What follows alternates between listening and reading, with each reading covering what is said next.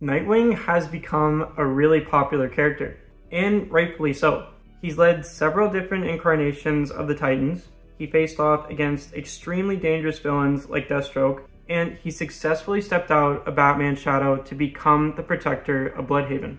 Not only that, but he's a really well-respected hero in the DC universe, as people naturally gravitate towards him because of his capable yet lovable nature. He's so well respected that he's currently leading a version of the Titans that has replaced the Justice League. The Justice League disbanded and Nightwing stepped up and is currently leading a Titans team that's in charge of protecting the world. Now, if you want to get into the Nightwing character, I don't blame you. I even made a video on how awesome Dick Grayson is. But let's face it, comics can be pretty confusing. If you don't know where to start, I don't blame you. After all, DC Comics has been through a couple of reboots, and there's all these stories that exist in their own bubble of continuity. So to remedy the situation, I'm going to give you a reading recommendation list to help you get caught up with our favorite acrobat known as Nightwing. But before we move on, please be sure to like and subscribe to Reverb Comics. You do not want to miss out on our awesome content. So, as most of you know, Dick Grayson has taken on many mantles in the comics. He went from being Robin to being Nightwing, then Batman, and for a brief moment, he was Agent 37. I'll get into the timeline of his superhero career because it can be pretty confusing since he went back and forth from being Nightwing and Batman. Number 1, the Robin years. Now, if you're looking for great Dick Grayson stories in his Robin years, I highly recommend Batman Dark Victory, Batman and Superman World's Finest starting at issue number 6, and the new Teen Titans run with Marv Wolfman and George Perez. In my opinion, I think you should avoid All-Star Batman and Robin written by Frank Miller. For whatever reason, this version of Batman and Robin just did not work. For instance, he left Dick Grayson trapped in the Batcave and tried to starve him. He was so desperate for food that he was about to eat a rat until Alfred found him and fed him. You're much better off reading Batman Dark Victory. This is a direct sequel to Batman The Long Halloween. Not only do we get a glimpse of Dick Grayson's origin story, but we also get to see why the character is so important to the Batman mythos. Like in most Batman stories, Bruce was reluctant to have a child enter his life until Dick showed his usefulness and capabilities. While Bruce was trying to figure out the clues left behind from the Hangman Killer, Dick deduces that the clues refer to protecting the Falcone crime family. And it turns out to be true since the Hangman Killer is revealed to be Sofia Gigante, the daughter of Carmine Falcone. Dick Grayson suited up as Robin to help Batman apprehend all of the criminals caught inside of the scheme. Like many Batman stories, Dick Grayson was an integral part as he's depicted as one of Bruce Wayne's only anchors left to humanity. If you're looking for a Dick Grayson story that's not a retelling of his origin, Batman and Superman World's Finest takes place in the Rebirth continuity and features a really fun version of Dick Grayson as Robin. Dick would mostly help Batman and Superman out on their adventures.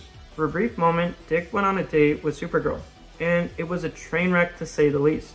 While Kara wanted Dick to ask her about who she is on a deep and personal level, Dick got nervous and mostly just talked about his accomplishments. It also did not help that they were both in their superhero costumes on their date. At the end of that experience, they both agreed they were better off as friends. If you really want solid Robin adventures with Dick Grayson, you should read the new Teen Titans run by Marv Wolfman and George Perez. The Teen Titans cartoon in the early 2000s borrowed a lot from this run. The most famous story arc that gets adapted again and again is the Judas Contract story arc. In my opinion, this is where Dick Grayson shines the most. It's here where Deathstroke takes a contract from Hive to kidnap the Teen Titans. The Teen Titans member, Tara, betrayed the team and fed Deathstroke vital information. Deathstroke was able to apprehend and kidnap everyone one by one except for Dick Grayson. Thanks to his training and discipline, Dick was the only person who did not fall for Deathstroke's tricks. It's here where Dick suits up as Nightwing for the first time and teams up with Jericho to save the Teen Titans. This, of course, leads me to my Nightwing reading recommendations. For me personally, I really enjoyed the Chuck Dixon run on Nightwing and what we've seen in the Rebirth continuity. The Chuck Dixon run took place in the post-Infinite Crisis continuity. It's here where it's revealed that Batman fired Dick as Robin for spending too much time with the Teen Titans. After trying to figure out what to do with his life, he has a brief chat with Superman, who tells him about a vigilante on Krypton who fought criminals under the name of Nightwing. From then on, Dick Grayson took on the title of Nightwing and worked with the Teen Titans until he decided to fly solo and be the protector of Bloodhaven. What I love about this Nightwing series is that it was not a cut and paste version of what you typically see in Batman stories. Instead, he took a job as a bartender, fought against extreme corruption in the police department, and mostly dealt with the gargantuan genius Kingpin known as Blockbuster. In the Rebirth continuity, a lot of cool things happen for Nightwing. For example, he worked with the Titans team again, and it's here where the bromance starts again with the Ginger Wally West for the first time in a really long time. In the first DC Rebirth story arc, Dick Grayson went on missions for the Court of Owls with the Raptor. Several times throughout the series, Nightwing had to stop Raptor from killing people. Eventually, Dick suffers amnesia from a traumatic brain injury, which led to the name change Rick Grayson. Later on, he recovered and he started to protect Bloodhaven once again. He got billions in wealth from Alfred Pennyworth after he passed away, and he did a lot of great things like mentoring Superman's son, John Kent. In my opinion, Nightwing really got what he deserved after the Dark Crisis event in 2022. The Justice League disbanded and Nightwing led a version of the Titans that was in charge of protecting the world. In other words, Dick Grayson is now the leader of the Justice League 2.0. This is really well deserved, as it's been shown time and time again that Dick has the people skills that make people naturally gravitate towards him, and he's been a fantastic leader of the Teen Titans for a really long time. He also gained really great leadership skills from his time as Batman. Number 3, the Batman years. If you want to see Dick Grayson as Batman, check out Batman Prodigal Son, Battle for the Cowl, and Batman and Robin by Grant Morrison. Dick Grayson briefly took up the Batman mantle in the post-Infinite Crisis continuity in the Batman Prodigal Son story arc. After Batman got his back broken by Bane, a vigilante by the name of Azrael took up the Batman mantle. Unfortunately, he went insane quickly into his Batman career. Hence, Dick Grayson stepped up and became Batman to protect Gotham. This story arc was alright.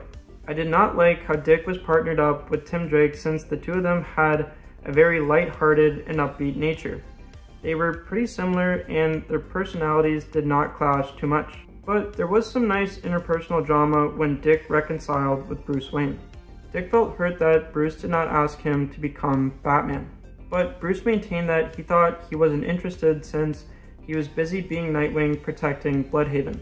Later on, Bruce recovered and became Batman again. This left Dick Grayson to be free as Nightwing for a while until Bruce presumably dies at the hands of Darkseid in the final Crisis event. In the Battle for the Cowl storyline, Gotham was in chaos without Batman there to protect her. Even though everyone in the Bat family tried to help out, it was clear that Gotham needed the Batman symbol. At first, Dick was reluctant to be Batman again, but after seeing Jason Todd suit up as Batman, it became clear to him that he needed to be Gotham's protector. Hence, he became Batman again and took on Damian Wayne as a sidekick Robin, since he needed serious social reform. Damian Wayne was raised by the League of Assassins and had no common sense when it came to being a decent person in society. I really like this Batman and Robin run since it flipped the whole Batman genre on its head. Instead of Batman being the dark character, Damian as Robin was brooding and antisocial, while Dick Grayson as Batman balanced things out through his light-hearted and optimistic nature. Together, they went on to fight Black Mask, Professor Pig, Deathstroke, the Jason Todd version of Red Hood, until Bruce Wayne came back from the dead to be Batman once again. So in terms of a reading recommendation order, I recommend starting with Batman Dark Victory and the New Teen Titans. You do not have to read Batman and Superman World's Finest. I just find that it offers a really fun version of Dick Grayson in his Robin years. Then I would continue with the New Teen Titans after the Judas Contract story arc and the Nightwing Chuck Dixon run on the character. Then I would read Batman Prodigal Son, Battle for the Cowl, and Batman and Robin by Grant Morrison. You could read the New 52 stuff with Nightwing, but in my opinion, you don't really have to. They go over his origin story again, and he becomes Agent 37 for a while. It's kind of immaterial since things go back to status quo for the character in the Rebirth continuity. For me personally, I'd skip over the Nightwing Rebirth series and the Dick Grayson story arc, and I'd go straight to the Titans Rebirth and the new Nightwing series by Tom Taylor. So in short, read the story arcs in this order, and this will more or less bring you up to speed with the Nightwing character.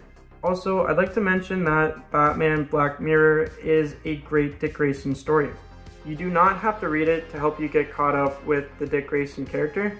I just thought I'd mention this since it's a really great story. Of course, you can always watch Dick Grayson's origin story in the Batman the Animated Series back-to-back episodes called Robin's Reckoning. And there's plenty of high-quality Dick Grayson storytelling in the Young Justice and the early 2000s Teen Titans cartoon. But keep in mind, these stories take place in their own bubble of continuity. But what do you think? What do you think a beginner should read to get caught up with the character? Leave your thoughts in the comment section below. As always, thank you so much for watching. Please be sure to like and subscribe to Reverb Comics so that you do not miss out on our awesome content. Stay groovy.